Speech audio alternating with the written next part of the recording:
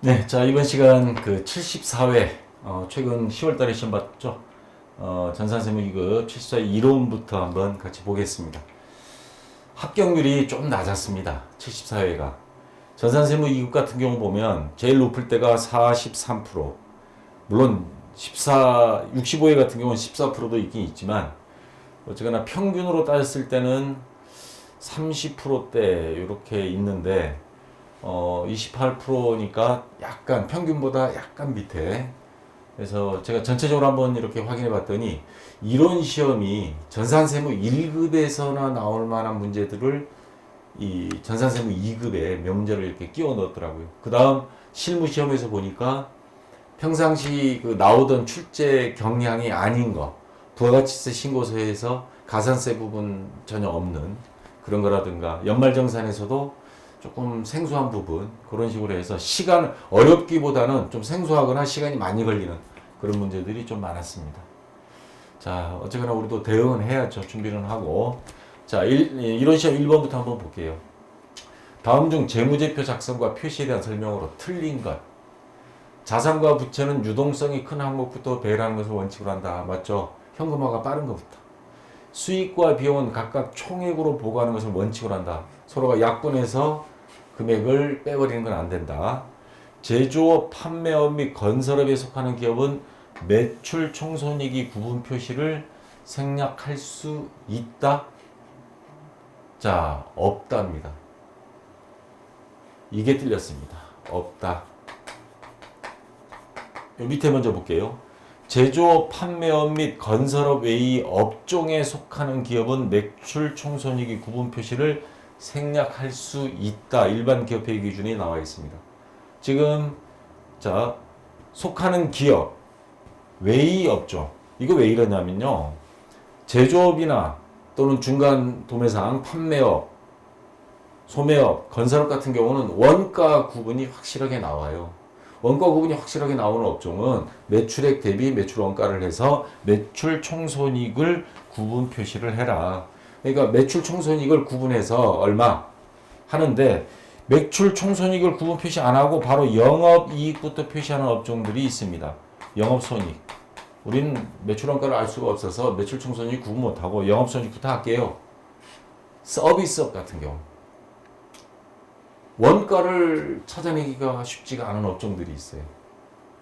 용역 이런 데들은 이거를 알 수가 없거든요. 원가가 명확하게 구분이 없기 때문에.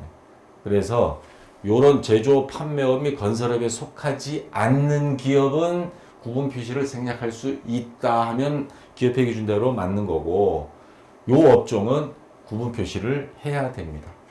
자, 그래서 틀린 것은 3번이 틀린 게 되고요. 4번 자산과 부채는 원칙적으로 상계하여 표시하지 않는다. 서로 약분. 요거 같은 개념이죠. 2번과 4번은. 그래서 3번이 정답이 되겠습니다. 자, 그 다음 2번 문제. 이건 딱 2급 문제죠. 자산액 2급 문제. 다음 중 현금 및 현금성 자산에 해당하지 않는 것. 이거 유동부채죠. 그래서 일단 답은 나왔습니다. 보통 예금, 이거는 현금이고, 타임 발행 수표 현금이고, 취득 당시 만기가 3개월 이내에 도래한 금융상품. 3개월이 중요하죠. 현금성 자산. 그래서 정답은 이거는 바로 나왔습니다. 1번이 정답이고요. 자, 3번 문제. 자, 조금 싫어하는 문제죠. 유가증권에 대한 거. 단기매매증권, 만기보유증권, 매도가능증권. 일반 기업회계 기준상 유가증권에 대한 설명 중 가장 옳지 않은 것. 지분증권 중 단기매매증권이나 만기보유증권으로 분류되지 아니하는 유가증권은 매도가능증권으로 분류한다. 이건 맞습니다. 기업회 기준에 보시면 매도가능증권은 단기매매증권, 만기보유증권 또는 지분법 적용 투자 주식으로 분류되지 아니하는 유가증권을 말한다. 맞는 말이고요. 자, 2번. 매도가능증권 중 시장성이 없는, 그러니까 쉽게 사고 팔 수 있는 그런 게 안 되는 지분증권이 공정가치, 시가를 신뢰성 있게, 왜냐하면 사고 팔지를 못하니까 시가가 없단 말이에요. 그런 경우는, 측정할 수 없는 경우는 취득 원가로 장부에 기록해도 된다. 자, 이것도 마찬가지. 일반 기업회 기준에 보면 매도 가능 증권은 공정 가치로 평가하되 시가로 하되 이걸 원칙으로 하되 매도 가능 증권 중 시장성이 없는 지분 증권이 공정 가치를 신뢰성 있게 측정할 수 없는 경우에는 취득 원가로 평가한다. 자, 맞는 말입니다. 3번. 유가증권 보유자가 유가증권에 대한 통제를 상실하지 않고 유가증권을 양도하는 경우. 이게 무슨 말이냐면, 자, 증권을 다른 사람한테 양도하는데 통제를 상실하지 않고. 근데 요거는 내 거야. 내 건데 잠시 빌려준다거나 담보물로 제공한다거나. 돈을 빌릴 때 담보 없이 불안하면 그럼 요거 담보로 맡길게 하는 식으로 유가증권을 가지고 할 경우 당해 거래는 담보 차익 거래로 본다. 완전히 넘긴 게 아니다. 완전히 넘겼을 때는 매각 거래로 본다 이렇게 합니다. 그래서 유가증권 양도로 유가증권이 통제를 상실한 때 그 유가증권을 재무상태표에서 제거한다. 매각 거래 완전히 그냥 넘어가 버린 거 권리가. 그렇게 하는데 요거는 상실한 때가 아니고 그냥 담보물로서 제공한 거니까 맞는 말입니다. 4번 단기 매매 증권에 대한 미실현 보유 손익은 기타 포괄 손익 누계액으로 처리한다. 자, 미실현 보유 손익. 이 용어를 좀 이해를 해야 이게 문장 해석이 되겠죠. 미실현 보유 손익이라는 건 12월 30일 결산일 때 단기 매매 증권 평가 처분이 말고 평가 손실 또는 이익이 있죠. 근데 그 이익이나 손실이 아직 주식을 판 게 아니에요. 팔아야 확실히 끝나는 거죠. 야, 너 이번에 아파트 올랐다며 딱 그랬을 때 하는 소리가 팔아야 돈이지. 오르기는 올랐지만, 기분은 좋지만, 또 내년에 가서 떨어져 버릴 수도 있단 말이에요. 그런 평가 이익 또는 손실은 미실현 보유 손익이라고 합니다. 그래서 단기 매매 증권에 대한 미실현 보유 손익은 이게 뜰렸어요. 이게 아니고 단기 영업의 수익 또는 영업의 비용으로 처리한다. 그래서 보시면 미실현 보유 손익, 기말에 보유하고 있는 단기 매매 증권이 현행원가, 취득원가의 차액, 단기 매매 증권 평가 이익 또는 손실, 단기 손익으로 처리하고 매도 가능 증권이 미실현 보유 손익, 단기 매매 증권 말고 매도 가능 증권에 대한 미실현 보유 손익, 매도 가능 증권 평가 이익, 평가 손실, 그거는 뭘로? 기타 포괄 손익 누계액으로 한다. 그래서 이 자리에 매도 가능 증권이 와야 맞는 거고 지금 상태에서는 뜰린 게 되는 겁니다. 단기 매매 증권에 대한 내용이 아니에요. 그래서 4번이 정답 되겠습니다. 자, 요 기업회 기준 요거 잘 봐두시기 바랍니다. 자, 4번 문제. 다음 중 부채에 대한 설명으로 틀린 것. 참, 이게 지금까지 이게 전산 세무 2급에서는 안 나왔었어요. 그 1급 쪽에서 많이 나왔는데, 자, 틀린 것 찾으라고 했습니다. 부채는 과거의 거래나 사건의 결과로 현재 기업 실체가 부담하고 있고 미래의 자원이 유출 또는 사용이 예상되는 의미다. 참 뭐 유식하게 말하면 이런 건데 갚아야 될 빚 한마디로 빚 갚으려면 돈 나간다는 소리 아니에요. 자, 맞는 말이고요. 2번 부채의 정의를 만족하기 위해서는 금액이 반드시 확정되어야 한다. 얼마를 갚을 건지 알긴 알아야 되겠죠. 근데 이게 100% 다 적용될 수 있는 정의는 아닙니다. 왜냐? 여러분 퇴직급여 충당부채 그거 비유동부채란 말이에요. 근데 퇴직급여 충당부채도 대략 얼마 직원 그만둬봐야 알아야 돼요. 알 수 있어요. 그렇지 않고는 정확한 금액은 산정이 안 돼요. 부채는 유동부채, 비유동부채로 구분 방법의 지급 의무가 확정된 금액 그리고 지급 의무가 불확실한 금액 즉 충당부채 등이 있다. 기업회 기준에 이렇게 나와 있습니다. 그러니까 금액이 반드시 확정이 안 된 비유동부채도 있을 수 있다 해서 얘는 그래서 뜰린 게 되는 겁니다. 3번 일반적으로 기업 실체가 자산을 이미 인수하였거나 자산을 취득하겠다는 취소 불능 계약을 체결한 경우 현재 의무가 발생한다. 자, 자산을 이미 사왔으면 돈 줘야 되죠. 외상 매입금 같은 거 있죠. 이미 취득하겠다는 우리 절대 취소 안 하겠습니다. 그러게 되면 위약금 물겠습니다. 자, 그런 경우 부채가 발생한다. 맞습니다. 기업 실체가 현재 의무를 이행하기 위해서는 일반적으로 미래의 경제적 효익이 희생의 수반이 된다. 경제적 효익, 우리가 갖고 있는 돈을 아까운 돈을 줘야 된다. 맞는 말입니다. 그래서 자, 2번이 틀린 것 좀 어렵죠. 자, 5번 문제. 수정 붕괴를 하기 전이 당기 순이익은 50만 원이었다. 당기 순이익을 계산할 때 선급 비용 10,000원을 당기 비용으로 계상하였다. 선급 비용 예를 하나 들어볼까요? 선급 보험료.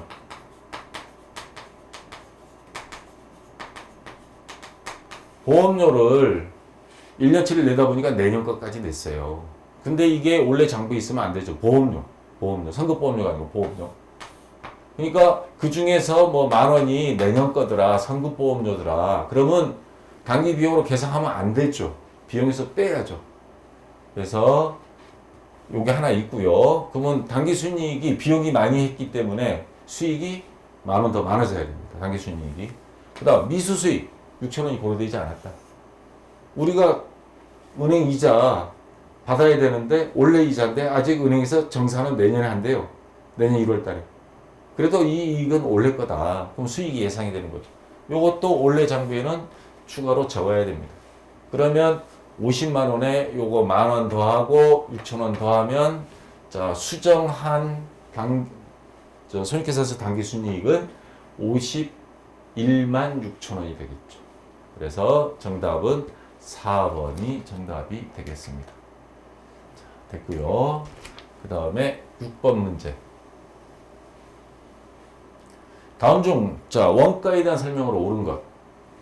자, 여기 밑에 하나 놔뒀는데, 가공비는 직접 농업비, 직접 경비, 제조간접비. 앞에 뭐가 빠졌죠? 그렇죠. 재료비. 주요 재료비가 빠졌죠. 주요 재료비를 뺀 나머지 전체를 가공비라고 합니다. 자, 그럼 문제를 한번 볼까요? 특정 원가 대상에 명확하게 추적이 가능한 원가를 직접 원가, 직접비 맞죠? 직접 재료비, 직접 농업비. 기회비용은 특정 의사결정에 고려할 필요가 없는 원가이다. 기회비용, 매몰원가, 이 용어 잘 알아야 되겠죠? 뒤에 설명하겠습니다. 총원가가 조업되의 변동에 비례하여 변하는 원가를 변동원가, 변동비라고 한다가 맞는 말이지. 가공원가에는 직접 재료비와 직접 농업비가 있다. 뭐가 들렸죠? 재료비는 주요 재료비. 요거는 가공비가 아닙니다. 그냥 재료비. 자, 그러면 매몰원가, 기회원가, 기회비용. 요거 다시 한번 사주 시험에 나오니까 자, 제가 이번에 12월 한 말쯤에 2018년 개정하면서 이런 그림들 다 넣었습니다. 하도 어려워하니까 질문도 많이 오고. 매몰원가. 이건 매몰원가에 대한 거예요. 특정 의사결정에 고려할 필요가 없는 원가이다. 이게 매몰원가입니다. 매몰원가는 뭐냐면 대학교에서 축월하고 학자금 대출 받아서 수업료를 냈어요. 그래서 졸업장 받았습니다. 취업은 안 됐고. 그러면 그 4년치 낸 수업료가 매몰원가가 됩니다. 개인이 아니고 회사라고 치면. 이미 공장을 다 지어놔 버렸어. 그럼 매몰원가예요. 그러면 이거는 앞으로 사업을 하는 데 있어서 특별하게 의사결정할 수 있는 대상이 아니에요. 뭐 이미 대학 수업료가 다 끝났어요. 어떻게든 빨리 취업을 하는데 취업하려면 또 이렇게 전산하게 교재라도 하나 사서 강의를 들을까 아니면 컴마를 할까 이런 선택을 해야지. 그래서 고려할 필요가 없는 거 이미 지나버린 거 과거 말하는 겁니다. 그래서 이거는 매몰원가에 대한 설명이고요. 기회비용은 뭐냐? 자, 잘 먹게 생겼죠. 피자를 먹을까? 통큰 치킨을 먹을까? 이거를 먹게 되면 요거를 못 먹고 요거를 먹게 되면 요거를 못 먹어요. 뭘 먹지? 하나를 얻음으로써 하나를 선택함으로써 다른 선택에 대한 거 어느 게 더 이익일까 머릿속에 굴리듯이 회사도 투자를 할 때 그렇게 할 수밖에 없어요. 자, 기회비용은 의사결정에서 고민을 할 필요가 있는 원가가 되는 거죠. 그 반대가 되는 거예요. 자, 이게 바로 기회비용에 대한 정확한 내용입니다. 자, 그래서 옳은 거 찾으라고 그랬습니다. 자, 1번이죠. 추적이 가능한 거. 추적이 불가능한 건 간접 원가, 간접비고요. 그래서 2번, 3번, 4번은 다 틀렸고 1번이 정답이 되겠습니다. 자, 7번 문제. 다음에서 설명하는 원가 행태로 맞는 것. 정부는 중장기 대책으로 이동통신 음성 데이터를 이용할 수 있는 보편요금제를 출시하도록 하는 방안을 추진키로 했다. 보편요금제는 월 요금 2만 원에 기본 음성 200분 데이터 1기가 문자 무제한 등을 이용할 수 있다. 기본 요금 요거 더 쓰거나 안 쓰거나 고도는 그대로 나가는 거. 그러니까 그래프로 따진다면 뭐예요? 요 정도 나가다가 음성 데이터 초과분에 대한 분당 요금은 이동통신사가 정하기로 했다. 이건 별도 할증료가 붙는 거. 그래서 여기까지만 쓰려고 노력하잖아요. 자, 그럼 어디에 해당될까요? 요 그래프 여기 보시면 자 준변동비입니다. 준변동비다 하는 거 전기료처럼 3월 전기료 고지서 보니까 기본 요금 어느 정도까지는 4,000원. 전기요금 여기 4,000원. 쭉 가다가 그 이상 여기 조업도라는 게 전력 사용량이죠.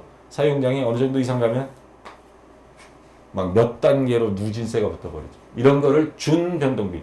준변동. 자, 중고정비는 나중에 혹시 문제가 나오면 그때 가서 다시 별도로 설명드리겠습니다. 자, 이런 게 준변동비입니다. 그래서 정답은 3번이 되겠습니다. 준변동비, 중고정비 헷갈리지 않도록 조심하세요. 자주 나옵니다, 이거. 자, 계산 문제가 나왔습니다. 8번 문제인데 봅시다. 기초 기본원가. 기초 기본원가라고 하는 거는 회사에서 제품을 만드는데 가장 많이 비중 차지하는 게 뭐냐? 바로 재료와 인건비라 그러죠. 요거 두 개를 기초 기본원가라 그러고, 그 다음에 다시 또 다른 방법으로는 아까 가공비라는 게 있었죠. 재료비 뺀 나머지는 다 가공비. 자, 제조간접비를 배분한다고 할 때 다음 자료에 작업지시서 넘버 1 요겁니다. 요거 배부할 제조간접비는 얼마인가? 단 기초 및 기말 제공은 없다. 자, 여기서 보시면 공장 전체 발생한 직접 재료비, 직접 농업비, 그 다음에 우리가 구할 제조간접비까지 다 합치면 이게 뭐예요? 단기 총 제조 비용이죠. 여기다가 기초 기말은 없다 그랬는데 만약 있다면 기초 더하고 기말 빼면 단기 제품 제조원가가 되는 거고, 여기서는 총 제조 비용 1,200만 원이면 제조간접비가 전체가 얼마인지를 알아야 여기다 배부를 하겠죠. 그러면 1,200에서 요거 두 개 합치면 500이잖아요. 마이너스 500만 원 뺍니다. 그러면 제조간접비가 700만 원이라는 소리죠. 자, 제조간접비 700만 원을 작업지시서, 이건 작업 부서입니다. 여기 1번 작업 부서, 2번 부서, 3번 부서 뭐 있겠죠. 1번에는 얼마를 주면 되겠냐. 근데 자, 기초 원가. 기초 원가는 아까 이거라고 했죠. 직접 재료비, 직접 농업비 합치기 기초 원가라고, 기본 원가. 이게 많은 부서는 많이 주고 적은 데는 적게 주라는 소리입니다. 그러면 자, 전체 총 제조 비용이 제조간접비는 아까 구했고, 자, 공장 전체 직접 기본 원가 요거 두 개 합친 게 얼마예요? 500만 원이죠. 공장 전체 기본 원가는 500만 원. 작업 지시서 이 1번 부서의 기본 원가는 두 개 더하면 200만 원. 그러면 1번 부서는 나눠버리면 500만 분의 200만 원 되는 거죠. 5분의 2를 제조간접비 요 700만 원 중에 5분의 2를 여기다 줘라. 그러면 700만 원 곱하기 5분의 2. 그럼 여기 40%가 되죠. 그럼 4,028. 그래서 280만 원이 나오는 겁니다. 자, 이해가 되세요? 자, 이렇게 주면 되고요. 9번 문제.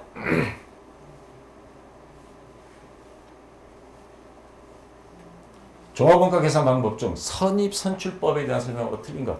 요거 공식 하나 갖다 놨습니다. 선입선출법. 월말 제공품 평가하는 데 있어서 자, 완성품 수량 플러스 월말 제공품 환산량 마이너스 월초 제공품 환산량 뺀 거에 당월 제조원가 대비해서 나눠주면 되는데, 물론 여기 월말 제공품 환산량도 곱해야 되고, 자, 평균법하고 다른 점이 요거죠, 요거. 월초 제공품 환산량을 선입선출법에서는 뺍니다. 선입선출법이 뭐예요? 먼저 들어온 걸 먼저 판다. 이게 대표적인 게 자동차 생산 라인. 자동차 생산 라인 뒤에 거를 12월 31일 끝났어요. 벨트 위에 미완성품 쫙 있는데 1월 1일 되면 야, 뒤에 있는 차를 먼저 생산해. 이렇게 할 수가 없죠. 앞에서부터 순서대로 나가니까, 그러면 아예 월초 빼고 단기 것만 가지고 월말 제공품을 평가해보자 하는 게 선입선출법이에요. 평균법은 재료가 막 섞이는 공장, 된장이나 간장 만드는 막 섞어버리는 데는 지난달 말일 만들다가 남은 거에 다 더해야 된단 말이에요. 섞이는 경우에는 요거를 못하죠.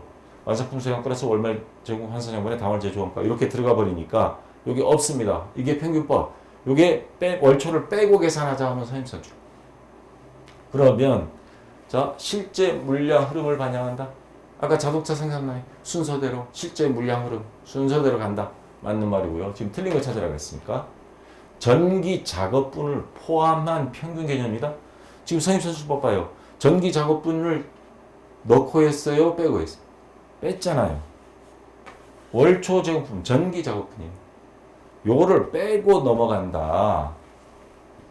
자, 이건 선입선출법은 빼고 하기 때문에 포함한 게 아닙니다. 이거는 평균법에 대한 설명이에요. 포함해서 감싸 안고 넘어가자. 자, 그래서 2번이 틀린 게 되고요. 3번. 단기 작업분만 포함한 단가 개념이다. 단기 것만이죠. 월초를 빼고 이번 것만. 이번에 투입된 것만. 맞고요. 기초제품품 원가는 먼저 완성품 원가를 구성하는 것으로 가정한다. 얘는 먼저 자동차가 먼저 생산돼서 나갔으니까 얘 빼고 하는 이유가 바로 이런 가정하에서 이루어진 거예요. 4번은 맞고요. 그래서 9번에 2번이 틀린 것 되겠습니다. 평균법에 대한 설명입니다. 자, 10번 문제. 다음 자료에 의하여 정상 공선 수량을 완성품이 10%라고 가정할 때 비정상 공선 수량을 계산하면 공선품, 불량품을 말하는 거죠. 불량품이 나오는데 항상 그 정도 나와. 그럼 정상 공선품, 정상 불량품. 예상외로 작업자 실수나 기계 고장으로 많이 나왔다. 비정상 공선품. 자, 봅시다. 기초 제공품이 950단위. 지난달에 미완성돼서 넘어왔습니다. 그래서 이번에 단기 6200개. 자, 더하고. 근데 작업하다 보면 항상 미완성품이 나오죠. 100% 다 만들면 기말 제공품은 없어요. 근데 여기 있어요. 마이너스 1500. 그러면 나머지는 완성이 됐다는 거죠. 자, 지난달 남은 거 이번에 투입해서 미완성된 거 빼면 완성된 거 몇 개? 5650개. 이게 기말 제공품이면 100% 공손이 없습니다. 불량품이 없는 겁니다. 근데 몇 개가 완성됐어요? 4750개. 엄청 많이 나왔어요. 4750개. 그럼 나머지 이렇게 완성이 돼야 되는데 이렇게 실제 완성된 거는 4750개니까 빼면은 마이너스 900개. 900개가 불량품이 나와버렸습니다. 공손품. 근데 자 이제부터 정상적으로 항상 나오는 거야 하는 게 10%라고 그랬습니다. 뭐에 대해서? 완성품에 대해서. 완성품이 4750, 10%면 475. 여기서 475개. 요거는 정상적인 공손이다 이 말이야. 그럼 이거 뺀 나머지는 비정상이라는 소리잖아요. 자, 빼면 얼마가 나와요? 425개. 이거는 평상시보다 더블 나왔어요. 이거는 뭔가 질책을 받겠죠. 자, 이거는 비정상 공손입니다. 그래서 425개 1번이 정답이 되겠습니다. 자, 됐고요. 11번 문제.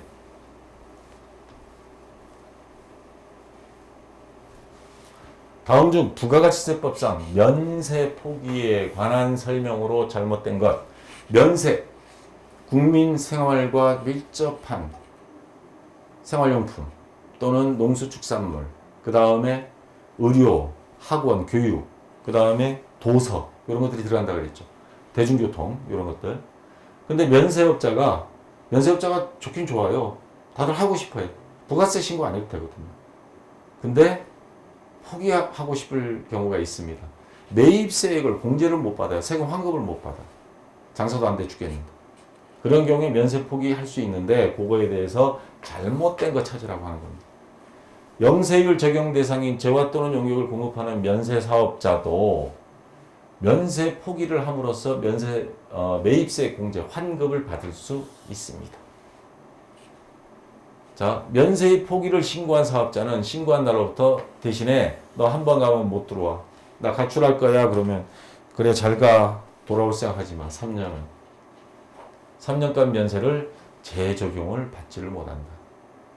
자, 부모님들 군대 갈 때 아들들 막 울면서 보내주고 막 하다가 한 석 달쯤 지나면 그게 편해요. 엄마들은 밥 안 해줘도 되고 말썽 안 부리고.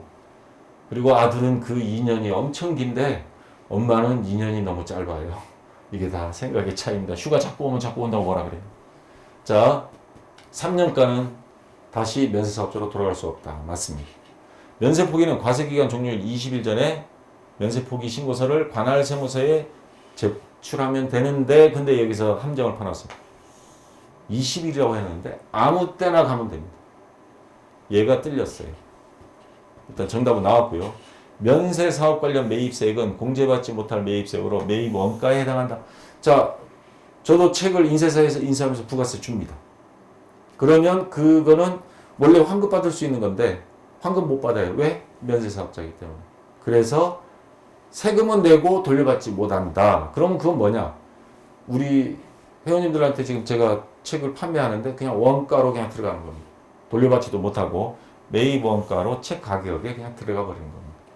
자, 맞는 말입니다. 면세 포기, 면세 사업자는 부가세 신고 대상이 아니며 대신 매입세 공제를 받지 못해서 환급을 받을 수 없다.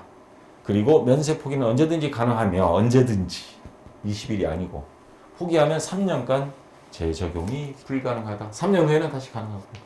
자, 그래서 자, 요거 20일이라고 집어넣은 거 요게 잘못된 겁니다. 자, 됐고요. 그 다음에 12번 문제.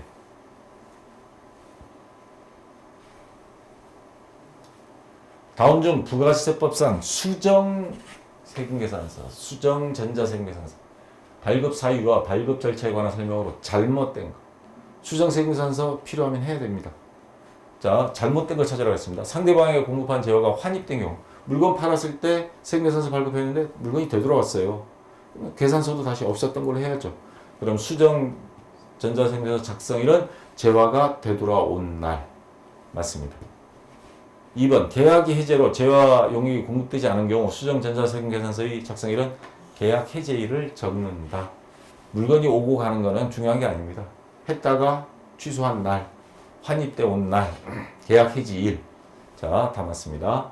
계약이 해지 등에 따라 공급가액의 추가 또는 차감되는 금액이 발생한 경우 수정 전자세금계산서의 작성일은 증감 사유가 발생한 날을 정한다. 다 같은 말이에요.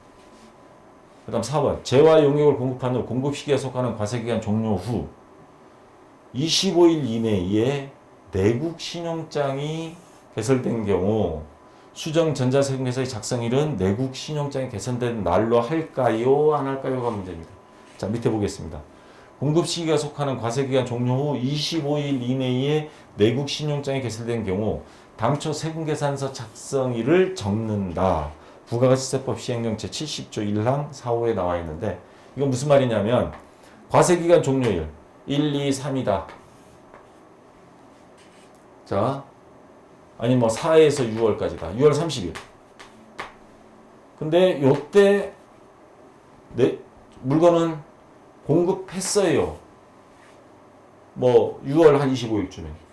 근데 요러고 나서 한 과세기간 종료 6월 30일 지나서 25일 이내에 뭐 20일쯤에 이때 가서야 내국 신용장이 개설됐을 때 과세기간을 넘어서 요 날짜로 하게 되면 다음 과세기간으로 넘어가요.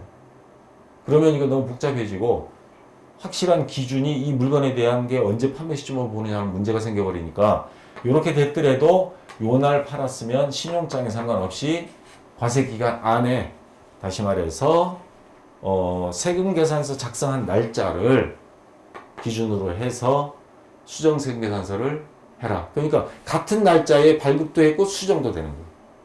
자, 그래서 4번이 틀린 게 되는 겁니다. 자, 됐고요. 좀 어려운 문제예요, 이거. 어디서 부가가치세법 다 뒤져가지고 살짝 틀리게 함정 파놓고 나온 문제입니다. 13번 문제. 다음 중 부가가치세법상 과세 대상이 재화의 공급으로 보는 것. 공장 건물이 국세징수법에 따라 공매된 경우 건물이 세금 추징 당하면서 돈 없다고 버티니까 건물을 강제 경매 처분해버린 거예요. 자, 재화의 공급으로 보느냐 안 보느냐에서 핵심은 이익이 있느냐 없느냐. 너네 이 물건이 어떤 방식으로든 정상적으로 판매하는 경우는 뭐 당연히 부가세를 내는데 언뜻 보니까 이건 판매가 아니야. 근데도 이놈들이 잔대가를 굴려서 이익을 보고 있어. 그럼 국세청 입장에서는 간주 공급이라는 걸 대입합니다. 여기는 안 적었나요? 간주 공급인 경우는 무조건 세금 두들깁니다. 근데 이거는 이익 본 게 아니죠. 경매 처분당해서 억울해 죽겠는데. 자, 자동차 운전 면허 학원을 운영하는 사업자가 구입 시 매입세 공제를 받은 개별 소비세 과세 대상 소형 승용차를 업무 목적인 또 업무 목적이라 해놨어. 회사 출퇴근용으로 사용. 자동차 운전 면허 학원에서 승용차를 사는 거는 뭐예요? 면허 연습하는 데 쓰이는 차량으로 구입하는 게 정상적인 거죠. 그런 경우는 자, 정상적으로 재화의 공급으로 안 봅니다. 계속 몇 년간 쓸 거니까. 자, 요거 뒤에 가서 나중에 이제 보충 설명 좀 하겠습니다. 개별 소비세까지 설명해야 되니까. 에어컨을 제조하는 사업자가 원재료 사용하기 위해 취득한 부품을 동회사의 기계장치 수리에 대체해 사용하는 경우. 에어컨을 제조하기 위해서 원재료를 샀는데, 아, 이게 부품을 기계장치 수리에 대체해 썼어요. 이익을 봤을까요? 안 봤을까요? 아니죠. 요거는 애시당초 원재료로 구입한 게 아니고 수리하기 위해서 구입해도 부가세는 매입세 공제 받아요. 그래서 그렇게 하나 이렇게 샀다가 또 기계장치에 썼거나 회사가 입장에서 특별하게 더 이익 생기는 건 없습니다. 자, 4번 컨설팅 회사를 운영하는 사업자가 고객의 대가를 받지 않고 컨설팅 용역 그냥 해준 거예요. 나중에 단골을 잡기 위해서. 이익 생긴 거 없어요. 자, 여기서 개별 소비세 한번 봅시다.